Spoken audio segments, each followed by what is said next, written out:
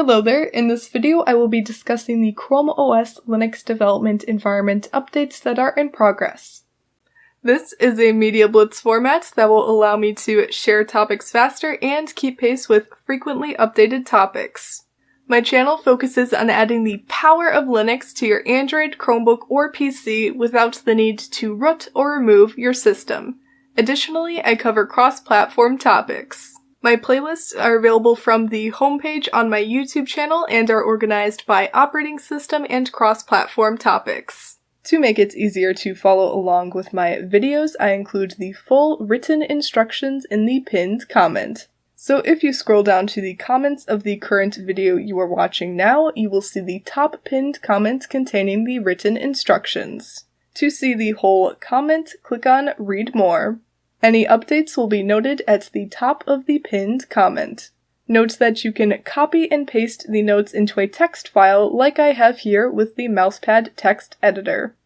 Or, if you're feeling fancy, we can copy and paste the notes into a TiddlyWiki notebook, also known as Flexible Offline Searchable Notes. Here I pressed the backtick key from the top left of the keyboard so that there are 3 backticks before and after the text. This will apply monospaced block formatting. Keep in mind that you can modify the notes however you'd like, whether that's formatting, adding images, or changing what's in the notes. For more information on TiddlyWiki, I recommend watching my TiddlyWiki videos. That concludes the intro, now onward to the video. Google is migrating to a containerless Linux development environment. This means that rather than running a Linux container that runs inside a virtual machine which runs under ChromeOS, Google is removing the container and just running a Linux virtual machine inside of ChromeOS. From testing Chromebooks that are on version 144, the containerless update is not out by default. The Christini without LXD containers flag is what controls whether or not we want to run Linux as a container or as a virtual machine. From the testing I have done, setting this flag to default results in a Linux container that runs Debian 12. This is subject to change. Setting the flag to disabled will also result in a Linux container running Debian 12.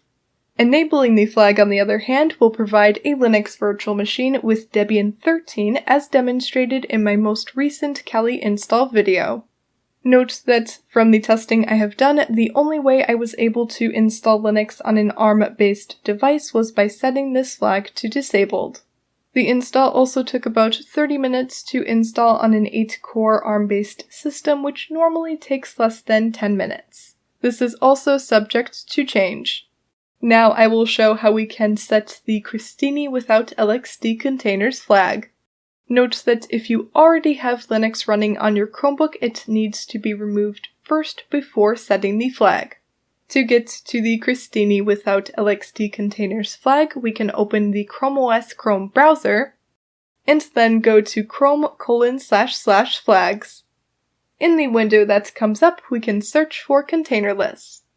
Here next to the Christini without LXD containers flag, we can click the drop-down and select our desired setting. Once we've done that, we can close out of the flags window as well as the Chrome browser, and then reboot the Chromebook to apply the change. Once the change has been applied, we can install Linux from Chromebook settings like usual. If we enable the flag in order to install Linux as a virtual machine, then when the terminal app opens after installing Linux, a false message will be displayed that states version 143 and up will use a containerless design by default. After installing Linux back in version 143 and in version 144, the default Linux install still utilizes containers. If we install Linux as a container, we instead get a message that talks about how to re-enable GPU-based rendering, which can be done by enabling the Christini GPU support flag. Here I am displaying the page that shows when different versions of ChromeOS will be released, which I will have linked in the pinned comment for this video. To see when a version will be released, we can look at the version number, and under ChromeOS, next to the stable release, we can see when the next version of ChromeOS should tentatively be released. Also, a little bit of a side note, the function keys for Chromebooks have changed over time. To adjust function keys on a Chromebook, we can open up Chromebook settings, and from the list on the left side, we can select Device, and then click on Keyboard and Inputs. From here, we can see that in combination with the search key, the 10 keys to the right of the escape key represent F1 through F10.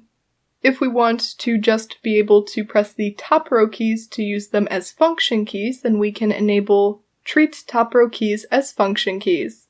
To set the F11 and F12 keys, we can click on Customize Keyboard Keys, scroll down to the bottom, and here we can click the drop-downs next to F11 and F12. From here we can choose one of the listed key combinations to represent the F11 and F12 keys. Companion books to my series of videos are available. I will have those linked in the pinned comment. And that's all for this video, so thank you for watching, and I'll see you soon!